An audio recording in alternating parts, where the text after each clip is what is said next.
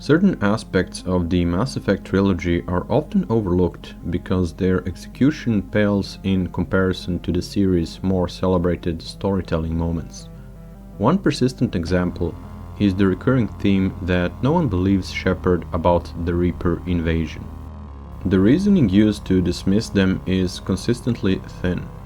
The claim is brushed off as ludicrous, untethered from reality, even though Shepard's actual arguments are never genuinely engaged with or countered. What makes this even stranger is the Council's tendency to side with whatever happens to be opposing Shepard's opinion at any given moment. Take Saren initially. The Council takes his side but offers Shepard a chance to prove their case. The Council chambers themselves carry an odd quality. These conversations seem performed for a specific audience in the Presidium, yet key details get filtered back through characters who have no obvious reason to be following Shepard's every move. Jondam Bao in Mass Effect 3 is a prime example.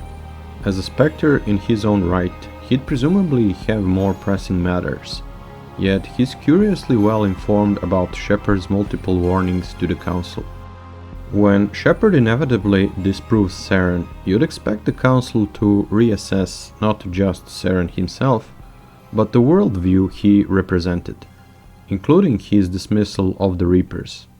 That reassessment never comes. The logic is deeply inconsistent.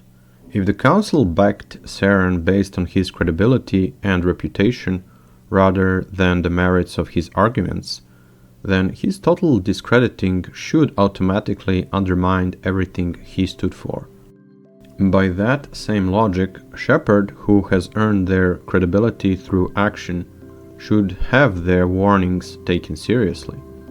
The fact that this never happens feels less like an in-universe political failing and more like a structural concession to the Renegade Shepard playthrough, which complicates the narrative's ability to treat its protagonist as an ambiguous moral authority.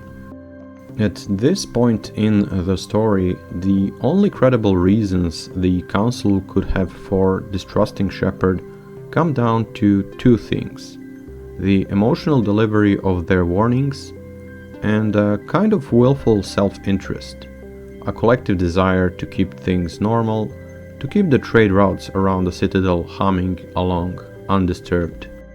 That second reason, however, barely holds up under scrutiny. Even if short-term profits were guaranteed by ignoring the threat, races like the Asari and Turians with lifespans longer than humans would be the first to suffer the long-term consequences. For species who think in centuries, betting on a comfortable lie at the cost of security of all Council races isn't pragmatism, it's absurdity. This simply doesn't make any sense. And yet, weak as this motivation is, it remains an important thread in the trilogy.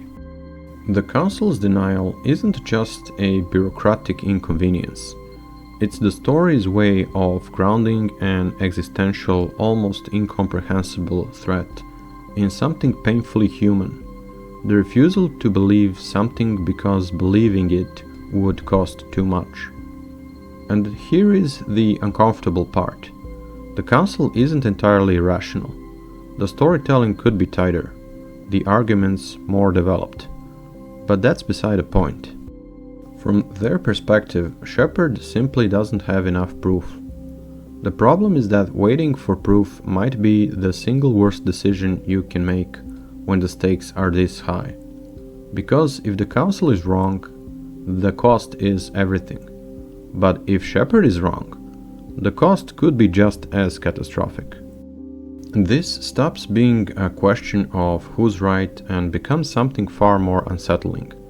What happens if you do nothing, and you're wrong about that?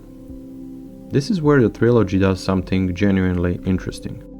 It stops asking whether Shepard is correct and starts asking something harder. Are you willing to act without certainty? Are you willing to move against established systems that offer a kind of comforting security, institutions, frameworks, the familiar weight of how things have always been done. Because that security might be an illusion, and deep down, everyone in that chamber knows it. The constant dismissal of Shepard, even as they rack up heroic deed after heroic deed across the galaxy, is easy to write off as just another iteration of the humans are special trope, the indomitable human spirit triumphing against all odds. We've seen it before, but the idea runs a little deeper than that. This isn't really about humans versus aliens. It's about something far more universal, a phrase most of us have heard at some point in our lives, delivered with varying degrees of kindness. You won't succeed. There are, of course, areas of life where that warning is fair. Sometimes we genuinely do bite off more than we can chew. But Shepard's defiance of the Council isn't rooted in a belief that the Council is wrong and they are right. It's rooted in something more personal, a firm, almost bone-deep conviction that they are equipped to face this, that they can meet the odds, however impossible they look. The call to action here is more than a species trait. It's a vision. The willingness to confront a problem even when the tools to solve it don't fully exist yet. To move forward anyway and do the best with what you have. And paired with that is something equally important. The refusal to be paralyzed by what failure would mean. Shepard doesn't ignore the weight of the stakes. They simply refuse to be crushed by them. Think about it. A massive existential crisis is unfolding, and at least 3 alien species, each more than capable of fighting it, are standing largely idle. Not because they lack the strength, but because they are consumed by personal bickering, old grievances, and small dramas that feel urgent precisely because the real threat is too large to look at directly. It's a dynamic most of us will recognize. No matter how well-intentioned the people around us are, if they don't share our vision, if they can't feel the weight of what we're facing, they simply won't show up. Not out of malice, just absence of conviction. Antoine de Saint-Exupéry put it beautifully. If you want to build a ship, don't drum up people to collect wood and don't assign them tasks and work, but rather teach them to long for the endless immensity of the sea.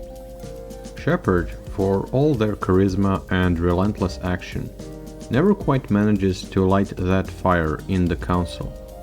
And that's a revealing failure. Not a personal one, but a structural one. Shepard is a soldier, not a politician.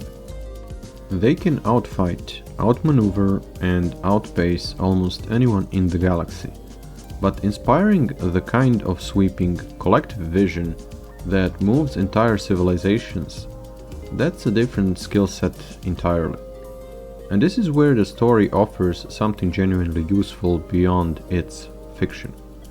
Even the most capable people doing everything right within their domain can still hit a wall when the problem demands something outside of it. The lesson isn't that Shepard failed, it's that recognizing the shape of the wall is the first step to finding a way around it.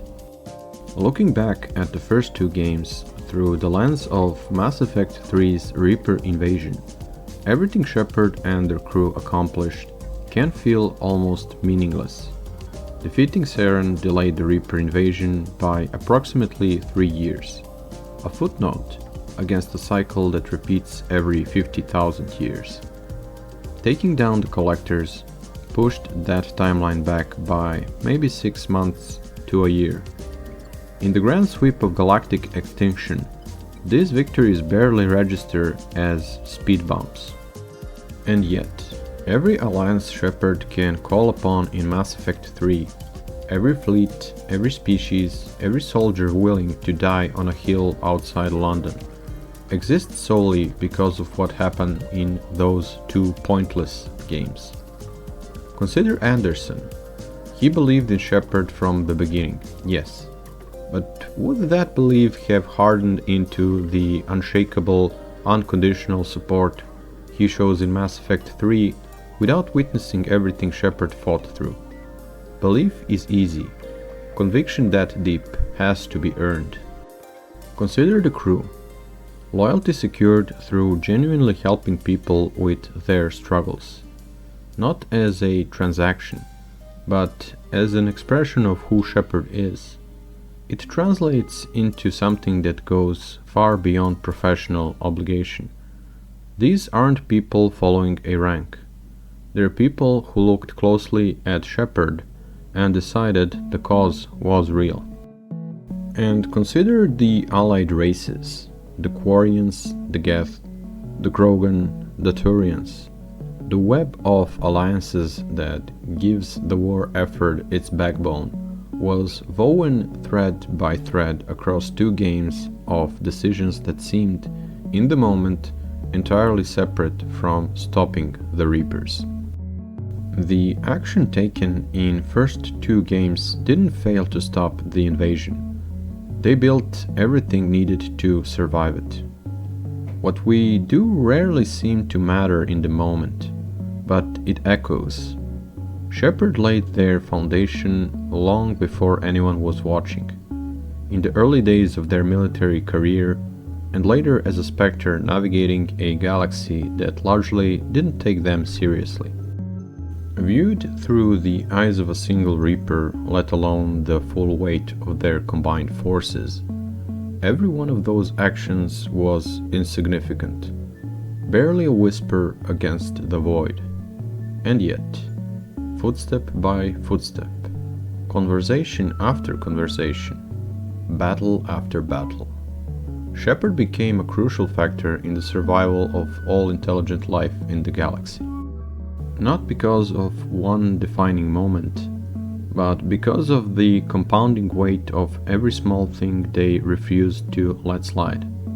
So the question worth sitting with is this: what is stopping any of us from trying? Not to be Shepard, not to move fleets or broker peace between ancient enemies, but to be more than we usually settle for being. Simple words spoken in the right direction. Discipline that holds when motivation doesn't. The refusal to give in to despair when the odds feel incomparable to anything we were prepared for. These aren't heroic gestures.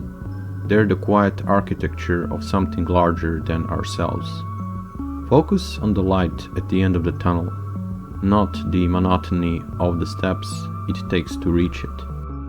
Keep the vision clear and persist, because if this trilogy teaches us anything, it's that the universe doesn't reward waiting for certainty, it rewards showing up anyway. What is your opinion of Shepard's determination? Do you think you display the same when adversity comes along? Let me know in the comments below, and I will talk to you in the next video. Until then, take care.